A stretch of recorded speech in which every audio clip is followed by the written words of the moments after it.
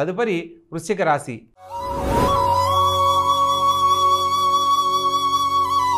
ఈ యొక్క వృశ్చిక రాశి జాతకులను కనుక మనం పరిశీలించినట్లయితే అర్ధాష్టమ శని జరుగుతున్నప్పటికీ సప్తమ స్థానంలోకి మారిన గురువు కారణంగా కళ్యాణం కాలేదని బాధపడుతున్న వారికి కళ్యాణానికి సంబంధించిన శుభవార్తలు విని జీవిత భాగస్వామి అనుకూలతతో ఉన్నతమైన జీవితాన్ని పొందేందుకు ఇది అనుకూలమైన కాలంగా చెప్పడం జరుగుతుంది. జీవిత భాగస్వామి సలహా మేరకు చేసే ప్రతి పనిలో కూడా విజయం లభిస్తుంది.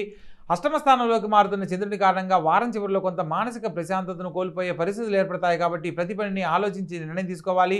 ఆరోగ్య విషయంలో ఒకటి జాగ్రత్తలు తప్పనిసరిగా పాటించాలి. ప్రత్యేకంగా పంచమ స్థానంలో రాహువు, బుధుడు, చంద్రకుజులు సంచరిస్తున్న కారణంగా చంద్రమంగళ యోగం ఏర్పడినప్పటికీ సంతానానికి సంబంధించి కొన్ని విషయాలలో భవిష్యత్తుకు సంబంధించిన విషయాలను తెలియజేస్తూ పిల్లల యందు గనక శ్రద్ధ చూపించినట్లయితే తల్లిదండ్రులకు కీర్తి ప్రతిష్టలు తీసుకురాగలిగిన సంతానంగా వాళ్ళు మారతారు.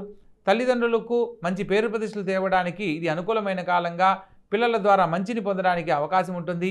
ప్రత్యేకంగా ఈ వారం ఈ రాశి వారు అష్టమ స్థానంలోకి మారుతున్న చంద్రుని గ్రహానికి సంబంధించి సోమవారం నాడు ఈశ్వరునికి ఆవు పాలతో అభిషేకించడము, ప్రత్యేకంగా చంద్రగ్రహానికి సంబంధించిన మంత్రాన్ని ఓం చంద్రాయ నమః లేదా ఓం సోం సోమాయ నమః అనే మంత్రాన్ని ప్రతినిత్యము పఠించడం ద్వారా మానసిక ప్రశాంతతను పొంది ఆనందకరమైన జీవితంలో స్థిరపడతారు.